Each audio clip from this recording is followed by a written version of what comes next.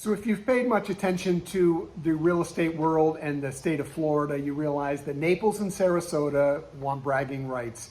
And I can tell you this, when you compare the two, it's not a matter of good and bad, it's not a matter of better and worse, it's a matter of personal preference. That's really all it is, it's personal preference. Let me give you a few facts and you can make your own choices, but you should come down and see both for yourself.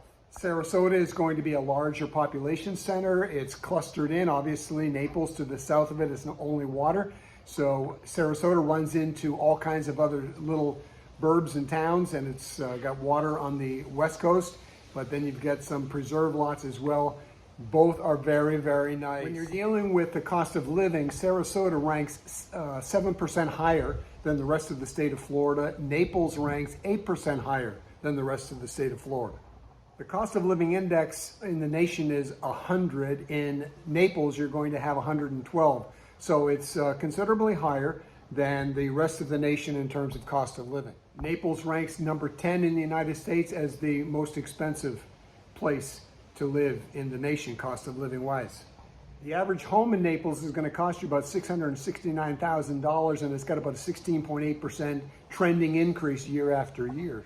The average listed home in Sarasota is going to be roughly $100,000 cheaper than that. So that would tell you that most of the people think that the land in Naples, surrounded by water, pretty darn nice, hard to beat. When it comes to schools, both are decent, but in math proficiency, the national average is 48%. The city of Naples in their public schools has a 68%, so not bad. When it comes to reading, in reading, the proficiency level is 52%. Naples only has 59%, but the national rating is an 8 out of 10 for the Naples public schools. Sarasota seems to have Naples beat when it comes to public schools. They rank 10 out of 10, and they're in the top 5% of schools in the nation. Very well respected, well rated. Neither Naples nor Sarasota is really going to be known nationwide as kind of oozing with cultural diversity, but Sarasota does have more diversity than Naples. Sarasota has 50.3% white and 48% people of color. So more diversity, pretty well split up. Naples, not so much. Naples has only 12.9% of their population born outside of the United States. Naples has a lower crime rate than Sarasota, so you can expect 15 out of 1,000 people in Naples to have some sort of a crime committed against them, but in Sarasota, you can expect about 35 out of 1,000. Make no mistake about it, there's a nightlife in Miami that you're never going to find, neither in Naples nor in Sarasota. The sidewalks kind of roll up earlier, and they roll up earlier in Naples than they roll up in Sarasota, but partying, nightclub activity, you're not going to find it quite so much. It may be, however, down in Naples, you have a lot more of the younger executives that have post-COVID moved to Naples and decided that, you know what, we can do our work here and live in that pristine paradise environment next to the beaches. And so the nightlife really in Naples picks up probably more in the club area than it would in Sarasota. When it comes to income levels, I would say that you probably would say, generally speaking, that Sarasota has what's referred to more as older money, but Naples has a lot more of a younger crowd moving in, and the reputation of Naples, booming, party, nice real estate, nice beaches. And so I'm thinking that probably in the next 20 years, you're going to see more of an uptick in the scale of salaries and income favoring in the side of Naples. When you compare beaches, how in the world do you compare the best in the nation? So it's really, again, personal preference. It's a matter of opinion. But you've got some really, really nice beaches in both places. Siesta Key has historically, factually been voted the #1 beach in the United States more than once. In Sarasota area, you also have Lido Key. You have Crescent Beach. You have the Holmes Beaches up closer to the end of Anna Maria Island. The further you get to Holmes Beach, the less crowded the beaches are. You get to Siesta Key, you're going to expect some crowds. It's just the way it is. The sand in Siesta Key is mostly quartz. It remains cool to the touch. It's very powdery. It's a unique sand. And so because of its uniqueness, it gets a higher vote. But down in Naples, you've got Clam Pass Beach Park. You've got Del Mar Wiggins Pass State Park. You've got Loudermilk Beach Park. You've just got some great beaches to choose from no matter what city you pick from. So water, pristine beaches, you're going to find them in both places. I tell you what, pick a vacation, come to both places, split your vacation and spend a week in each.